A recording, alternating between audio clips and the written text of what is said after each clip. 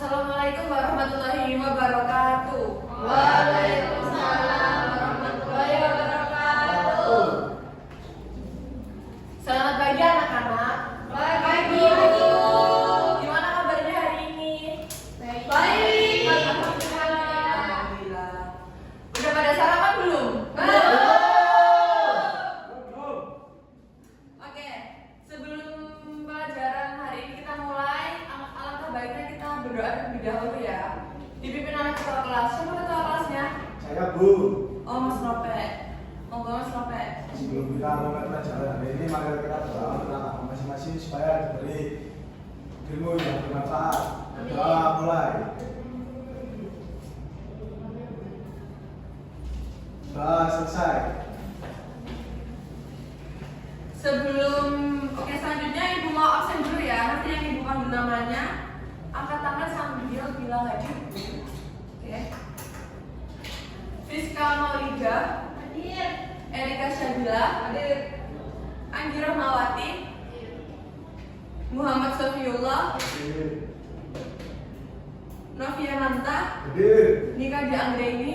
Bu, maaf kakek adik ini nggak bisa hadir soalnya sakit Bu. Ada suratnya? Suratnya katanya menyusul. Oke, terima kasih ya Mbak Erika.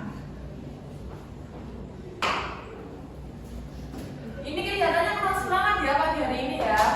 Gimana kalau kita mau main game dulu? Boleh. Oke, nama gamenya lihat, tirukan yang kalian lihat. Jadi nanti kalau Ibu bilang pegang mata, tapi Ibu lagi pegang telinga, kalian juga harus pegang telinga ya. Oke. Nanti yang salah maju ke depan, oke? Setuju? Setuju. Oke, mulai ya. Pegang hidung. Tuh, masa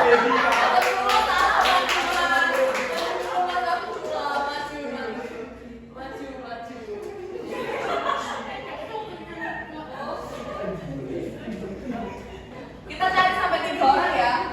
Jangan 2 ya. Selanjutnya, pegang alis. Novel. Benar semua benar.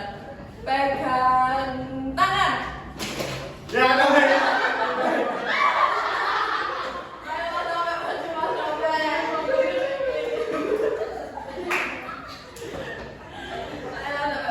Oke, last one ya.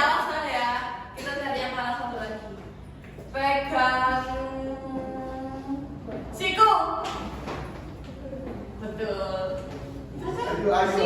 Siku. Oh iya. Pegang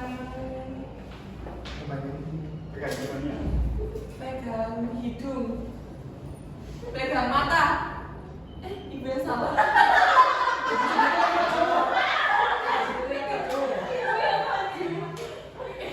Pegang mulut. Pegang alis. Gak ada yang bener, kalian berdua aja ya. Berdua aja ya Mas ya. Oke, ini kita mau hukum apa ini? Nyanyi, pantun, atau kata-kata hari ini? Kata-kata. Dance padel ya?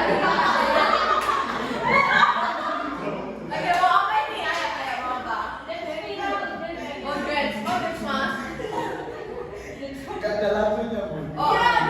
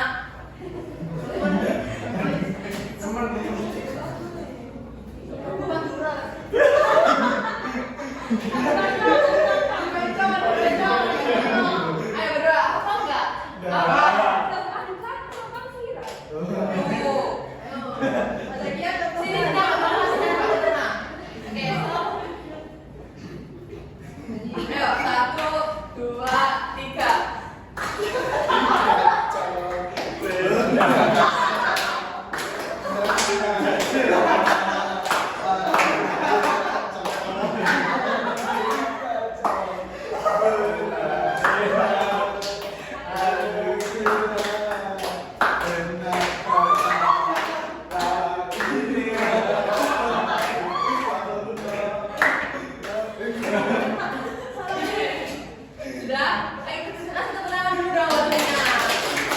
Oh ya udah Mas, terima kasih ya Nak.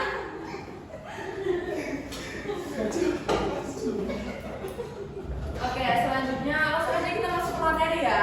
Materi hari ini adalah korespondensi.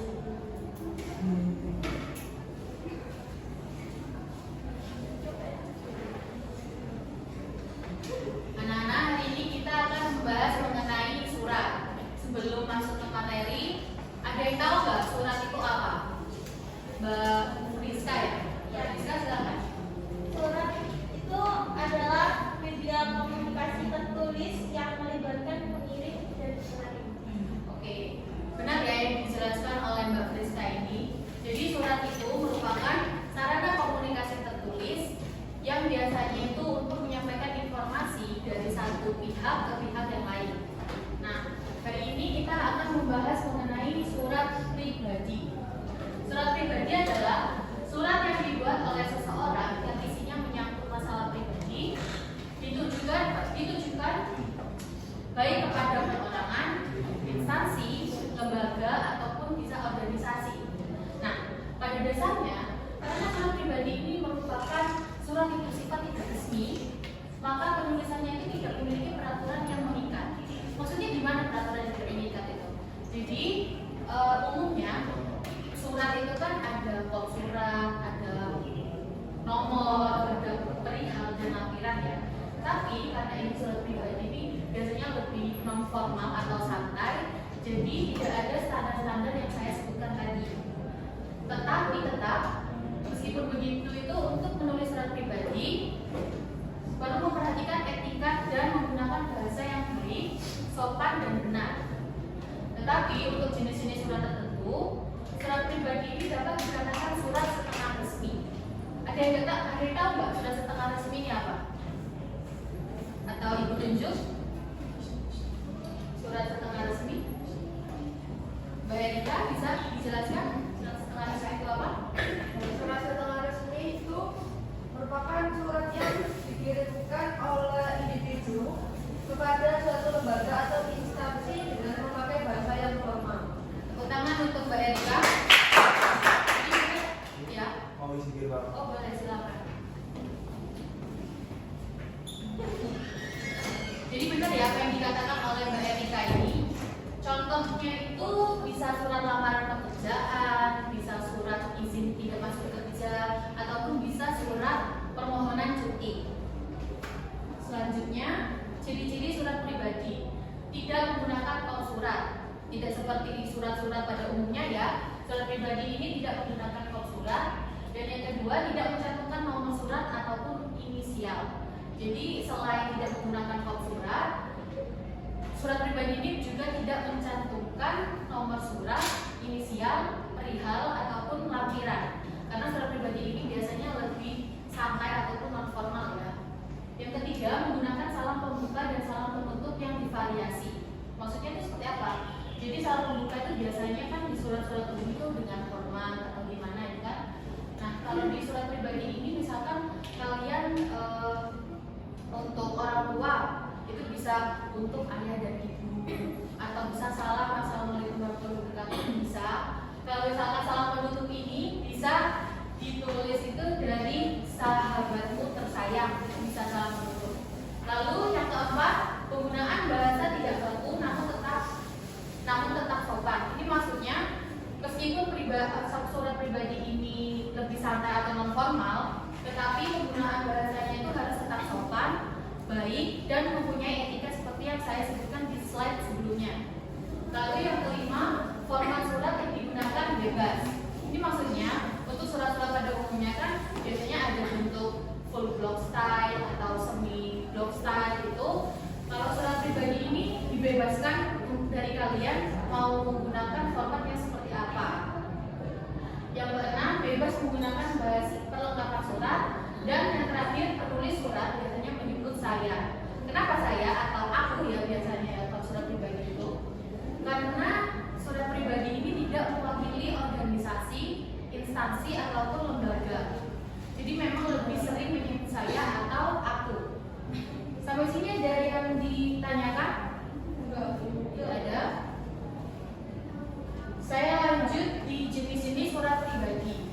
Di sini surat pribadi ini ada dua, yaitu surat pribadi keluarga dan surat pribadi kedinasan. Surat pribadi keluarga itu merupakan surat yang dibuat oleh seorang individu yang biasanya itu menyangkut masalah kekeluargaan, baik bisa orang tua, bisa saudara, ataupun bisa sahabat. Sedangkan untuk surat pribadi ini, surat pribadi kedinasan ini bisa dikatakan sebagai surat setengah resmi karena surat ini itu biasanya ditulis dan dikirim oleh seorang individu yang menyangkut segi-segi kedinasan dan biasanya itu menggunakan bahasa yang sesuai dengan kaidah bahasa Indonesia yang baik dan benar. Contohnya itu tadi yang saya sebutkan, ada surat lamaran pekerjaan, ada surat izin tidak masuk kerja, dan yang terakhir ada surat permohonan cuti. Selanjutnya ada sistematika penulisan surat pribadi. Yang pertama ada tempat dan tanggal pembuatan surat. Meskipun surat pribadi ini tidak menggunakan kop surat, nomor, lampiran atau bahkan perihal, tetapi tetap ya kita harus menggunakan tempat dan tanggal pembuatan surat karena itu bisa jadi jelas gitu loh kalian itu mau lagi menulis surat itu gimana. Lalu yang kedua alamat surat. Kalau umumnya kan alamat surat yang biasanya di surat-surat lain atau surat resmi ya, itu tuh bisa jalan alamatnya, misalkan Jalan Panjalu nomor 49 Surabaya. Tapi kalau surat pribadi ini bisa dituliskan misalkan kita membuat surat untuk sahabat kita yang lagi di Surabaya dan lagi di Bandung. Kita bisa tulis itu namanya misalkan Mbak siapa? Mbak Nina, misalkan Nina sahabatku di Bandung. Jadi tidak perlu menuliskan jalannya, cukup kotanya aja itu sudah cukup untuk surat pribadi. Yang ketiga ada salam pembuka. Salam pembuka ini ya saya tadi sebutkan ya, bisa salam, bisa untuk misalkan orang tua itu untuk ayah dan ibu, ataupun bisa untuk sahabat. Dan yang keempat ada isi surat. Nah isi surat ini biasanya terdiri dari 3 paragraf. Yang pertama itu pembuka. Biasanya itu pembuka itu lebih menanyakan basa-basi ya, atau menanyakan kabar. Misalkan kalian nulis surat di sahabat, apa kabar sahabatku, gimana seharianmu sekarang gitu. Dan untuk yang paragraf kedua itu biasanya inti suratnya. Itu inti suratnya itu biasanya berisi tujuan kalian menulis surat pribadi itu mau kayak gimana. Kalian nulis surat pribadi itu mau apa, mau kirim kemana itu untuk apa gitu kan. Jadi terus untuk yang paragraf ketiga itu bisa penutup. Nah penutup ini biasanya lebih ke perpisahan ya. Misalkan untuk sahabat kalian itu bisa kirim sehat-sehat ya di sana, nanti kita ketemu lagi atau seperti gitu ya, seperti yang saya sebutkan tadi. Dan yang kelima ada salam penutup. Lalu dan terakhir ada tanda tangan dan nama pengirim. Meskipun surat pribadi ini lebih santai dan non formal ya surat pribadi ini, tetapi tetap kita menggunakan tanda tangan dan nama pengirim. Seperti itu teman-teman. Sampai sini ada yang ditanyakan? Belum. Saya lanjutkan ya.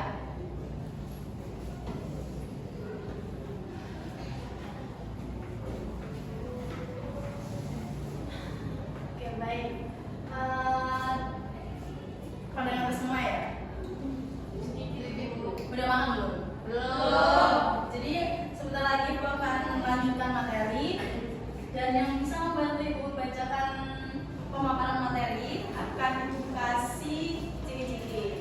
Jadi biar kalian lebih semangat dan bisa memahami materi yang lebih jelas. Maaf ya anak di sini Ibu lagi batuk, jadi Ibu akan sering minta bantuan kalian buat membacakan materinya. Baik, yang pertama unsur-unsur surat pribadi kedinasan. Yang pertama itu jelas, lugas, dan menggunakan bahasa yang menarik dan sopan. Di sini jelas itu kalimat yang dituliskan harus terhindar dari kata-kata yang multitafsir dan menimbulkan kerancuan bagi pembaca. Jadi teman-teman semua, anak-anak semua kalau lagi mau bikin surat pribadi kedinasan itu harus jelas dan tidak bertele-tele. Jadi supaya penerima surat itu tidak bingung dengan surat yang kalian bikin. Terus yang kedua lugas, menggunakan kalimat secara sederhana, praktis dan bersahaja. Jadi sama seperti yang nomor 1, itu tuh sebisa mungkin kalian jelaskan serinci mungkin dan sejelas mungkin. Terus yang ketiga menggunakan bahasa yang menarik dan sopan. Jadi kalau kalian bikin surat yang flat-flat aja gitu kan nanti nggak menarik kan suratnya. Jadi kalian bikin yang semenarik mungkin dan tentu saja tetap sopan. Selanjutnya menulis surat lamaran. Ada yang bisa bantu ibu nggak membaca? Ya, saya. Menulis surat lamaran kerja. Pengertiannya yaitu surat lamaran kerja adalah surat yang dibuat dan dikirimkan ke seorang pelamar yang ditujukan kepada instansi atau perusahaan untuk mendapatkan pekerjaan atau menduduki jabatan tertentu di instansi atau perusahaan. Hal yang perlu diperhatikan yaitu yang pertama menyebutkan sumber lamaran, yang kedua menyebutkan identitasnya, yang ketiga posisi yang dikehendaki di instansi atau perusahaan tersebut, lalu yang keempat riwayat pendidikan, lalu yang terakhir pengalaman kerja. Terima kasih Mbak Zakia. Terima kasih Bu. Sama. Jadi betul ya Pak Saudara, pengertian dari surat lamaran kerja adalah surat yang dibuat dan dikirimkan seseorang atau pelamar yang ditujukan kepada instansi atau perusahaan untuk mendapatkan pekerjaan atau menduduki jabatan tertentu di instansi atau perusahaan. Nah, hal-hal yang diperlukan dalam menulis surat lamaran kerja itu ada menyebutkan sumber lamaran. Jadi kalian tuh dapat informasi surat lamaran dari mana? Contohnya dari TikTok, Instagram, WhatsApp atau LinkedIn ID. Kayak kan sekarang udah banyak informasi-informasi yang bisa kalian cari. Terus yang kedua ada menyebutkan identitas.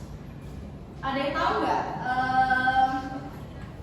dalam penyebutan identitas dalam surat lamaran itu apa aja?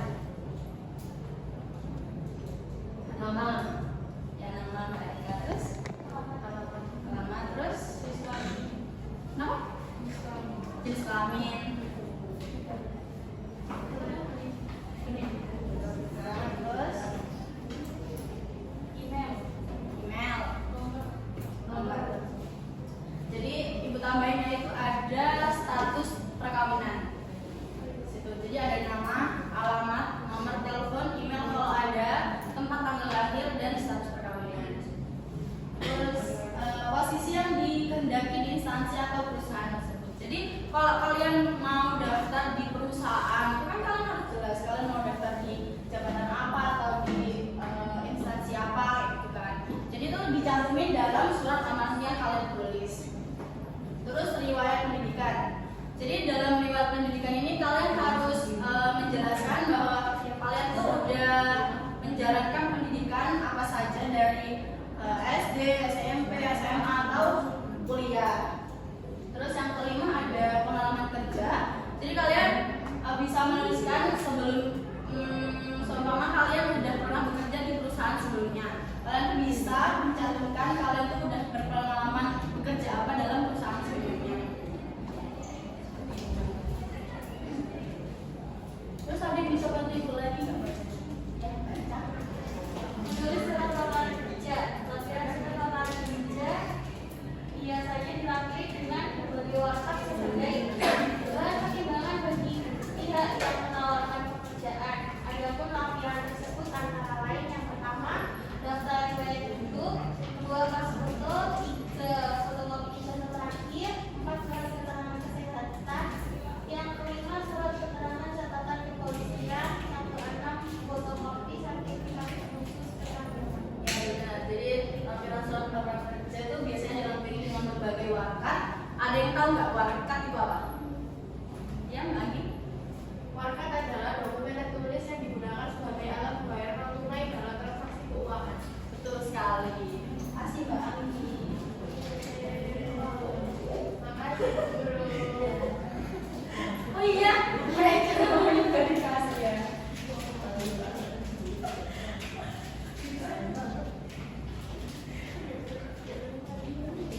Belum ya?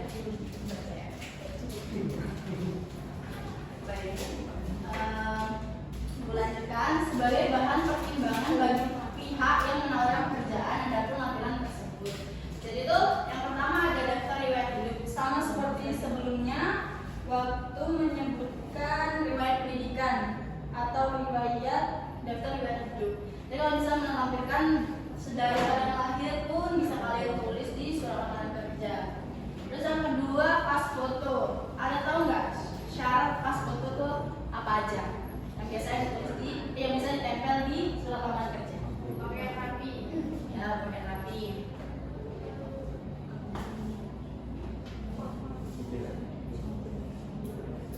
Terus ada lagi?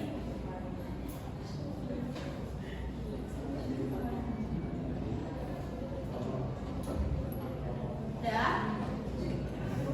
Jadi itu ada pas foto yang biasanya ditempel di surat lamaran kerja itu pas foto 3 kali 4 dan background merah. Biasanya perusahaan kebanyakan meminta background tuh berwarna merah dan berpakaian rapi. Terkadang juga perusahaan minta pelamar tuh untuk memakai seragam putih dan hitam. Nah, makanya ada singkatan hitam.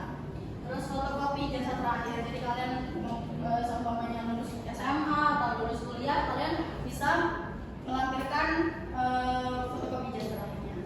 Terus surat keterangan kesehatan. Jadi kalau kalian punya penyakit bawaan atau penyakit yang harus diketahui oleh perusahaan, kalian bisa cantumin juga di surat lamaran kerja. Terus yang kelima, surat keterangan catatan kepolisian. Jadi semuanya kalian nih, tapi juga mendoakan ya, tapi semuanya kalian punya catatan kriminal atau kalian pernah punya kasus masuk penjara atau apa, kalian harus mencantumkan surat keterangan catatan kepolisian. Terus yang keenam, fotokopi sertifikat khusus keterampilan. Jadi ini bisa membantu kalian untuk lebih mudah masuk ke dalam perusahaan. Karena biasanya kalian semua yang punya keterampilan yang dapat membantu memajukan perusahaan itu bisa dipertimbangkan lagi oleh atasan kalian untuk masuk ke dalam perusahaan. Ini kalian bisa bagi lagi Mbak. Ya Mbak Eka. Menulis surat lamaran kerja. Daftar riwayat hidup. Kurikulum vitae adalah daftar yang berisi riwayat atau catatan singkat tentang gambaran mengenai pengalaman dan kualifikasi pelamar. Keterangan yang harus dituliskan dalam daftar riwayat hidup berikuti: yang pertama ada data pribadi, yang kedua ada riwayat pendidikan, yang ketiga pengalaman kerja apabila pernah bekerja, dan yang keempat keterangan lain yang penting untuk disampaikan, dan yang kelima referensi. Nah, jadi ini nih daftar riwayat yang dibutuhkan dalam membuat CV. Nanti itu kan kalian kalau mau mendaftarkan di perusahaan, perusahaan akan melihat CV kalian semua. Dan CV adalah yang berisi riwayat atau catatan singkat tentang gambaran mengenai pengalaman dan kualifikasi pelamar.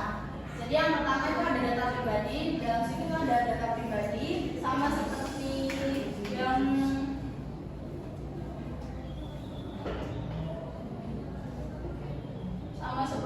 yang menulis surat lamaran kerja. Jadi kalian harus mencantumkan data pribadi kalian, dari nama, tanggal lahir, alamat, email, dan lain-lain.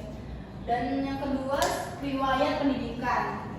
Sama seperti yang dijelaskan tadi, riwayat pendidikan kalian itu bisa dilampirkan dalam CV tersebut. Supaya kalian pernah waktu SMA itu ikut organisasi atau apa, itu bisa dilampirkan. Yang ketiga, pengalaman kerja apabila kalian pernah bekerja. Jadi kalian kalau sebelumnya udah pernah bekerja, kalian bisa mencantumkan pengalaman kalian di dalam CV tersebut. Terus yang keempat, keterangan lain yang penting untuk disampaikan. Yang kayak ibu tadi sebutkan, kayak ikut organisasi, ikut OSIS, ikut waktu di perusahaan kalian pernah dikirim ke luar negeri atau gimana, kalian bisa mencantumkan di keterangan lain yang penting untuk disampaikan. Jadi bisa dipertimbangkan oleh atasan kalian yang di perusahaan yang kalian mau daftar. Terus yang kelima ada referensi. Yang dimaksud referensi ini, ibu bikin contoh nih ya. Kalian kan mau daftar di perusahaan B, tapi sebelumnya kalian udah pernah kerja di perusahaan A. Jadi kalian di referensi ini kalian bisa mencantumkan nama orang atau kepercayaan kalian yang ada di perusahaan perusahaan A. Jadi nanti perusahaan B itu yang kalian daftari itu akan menanyakan perihal pribadi kalian ke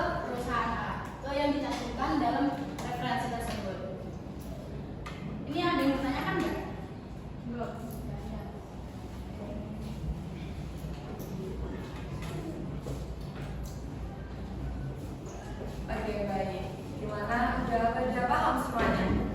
Udah. Ya, selanjutnya ibu mau kasih tugas kalian. Ini satu kertas 2 orang, jadi berkelompok. Oke, ibu bagi dulu ya. Berdua ya. Yang belakang dulu ya, tolong. Sorry. Berdua sama Mas. Oke, ibu kasih waktu kira-kira 7 menit. Nanti langsung kita koreksi bersama-sama ya.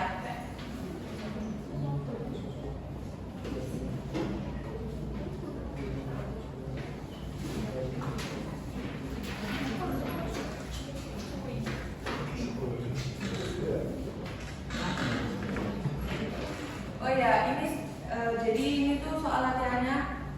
Yang atas ini pertanyaan, yang bawah ini udah jawaban sebenarnya, tapi kita acak-acak kalimatnya. Kita berantakin susunan kalimatnya, katanya. Kalau ada yang nggak paham boleh tanya ya.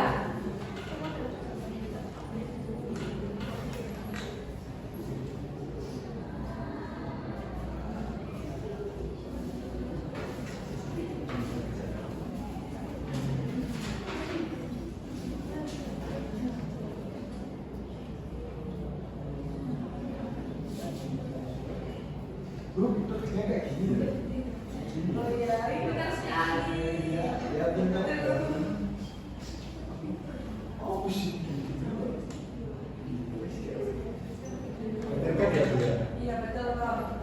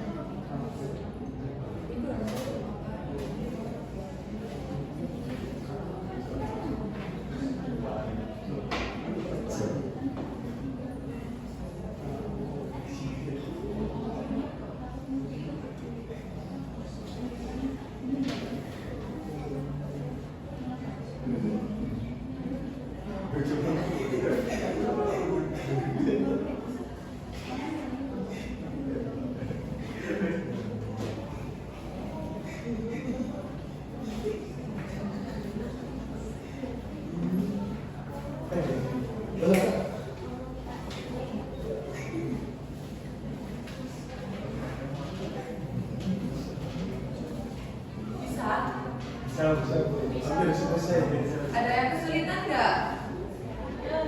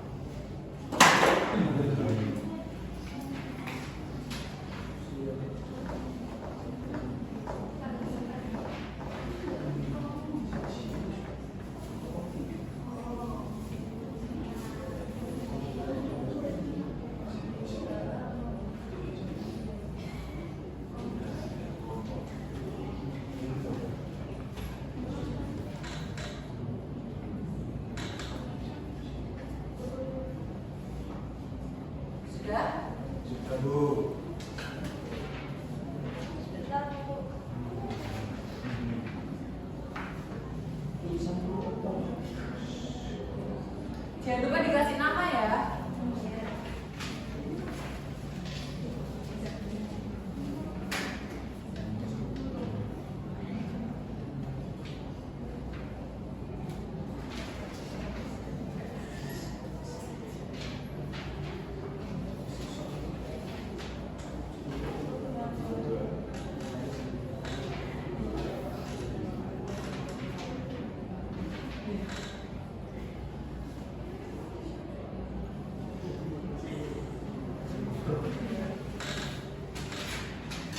Sudah ya, waktunya sudah habis. Ibu mau ditukar sama kelompok lain. Pasti dicoba kita semua. Yang belakang buat. Ya.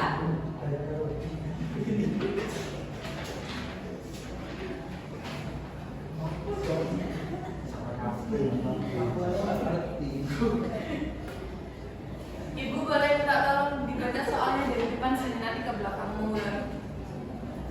Silakan Mbak. Ina membuat dan mengirim surat lamaran kerja ke suatu perusahaan agar dapat diterima di perusahaan tersebut. Surat yang dibuat Ina merupakan surat pribadi. Apa coba jawabannya? Betul. Jawabannya mencari kerja. Yang salah nanti dicoret ya.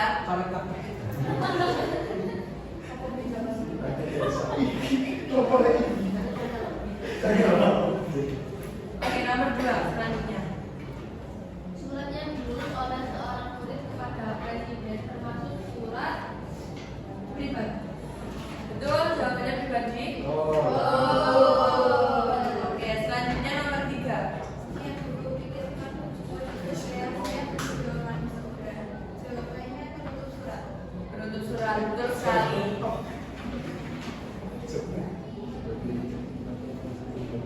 Nomor 4.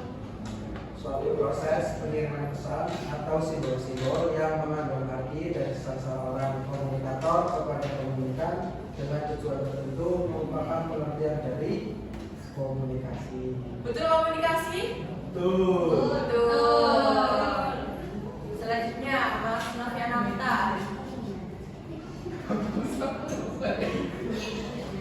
Bagaimanakah yang disertakan dalam surat lamaran sebagai bahan pertimbangan bagi pihak yang menawarkan pekerjaan adalah lampiran. Betul sekali lampiran. Selanjutnya sebagai tindakan dasarnya kepikiran komunikator atas apa yang dialami dalam suatu hal atau permasalahan merupakan penerapan dari fungsi komunikasi etika. betul. Salah. Mana Mas? Nomor 6. Salah. Kok etika Mas? Ekspresi. Ya, apa-apa. Ekspresi ya jawabannya ya. Selanjutnya Mbak Anggi. Ilmu tentang apa yang baik dan apa yang buruk dan tentang hak dan kewajiban moral dan akhlak merupakan pengertian dari etika. Betul sekali jawabannya etika ya, ya nak ya. Iya, Bu. Iya, Ibu. Selanjutnya Surat penawaran, surat pesanan merupakan contoh dari surat niaga. surat apa? Iya, Surat niaga. Betul? Selanjutnya Surat yang diterima oleh lembaga atau instansi atau organisasi yang berasal dari pihak lain disebut pribadi. betul sekali pribadi. Yang terakhir, iya dibaca. Kepada yang terhormat PT Inti Satu Jalan Mawar nomor 82A Yogyakarta. Data di atas adalah contoh dari bagian surat pribadi yang bernama alamat tujuan. Alamat tujuan betul sekali. Siapa di sini yang betul semua katakan? Salah satu. Wih, ini kelompok berapa? Mana sih kelompok berapa ini? Ini salah. Dua. Kelompok 2 betul semua. Sama semua. Langsung keren sekali. Siapa yang salah 2? Kelompok mana yang salah 2? Salah satu. Salah satu. Kelompok berapa itu? Kelompoknya Elsa dan Erika. Wih.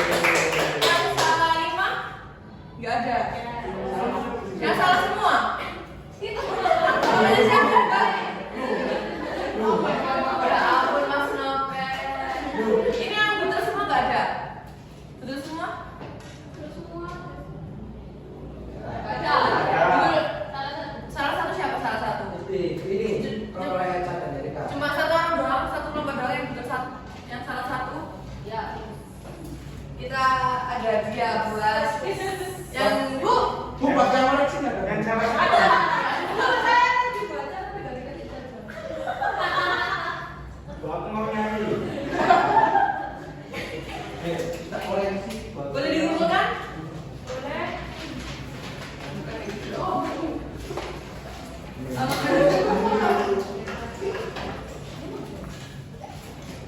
Mas ya.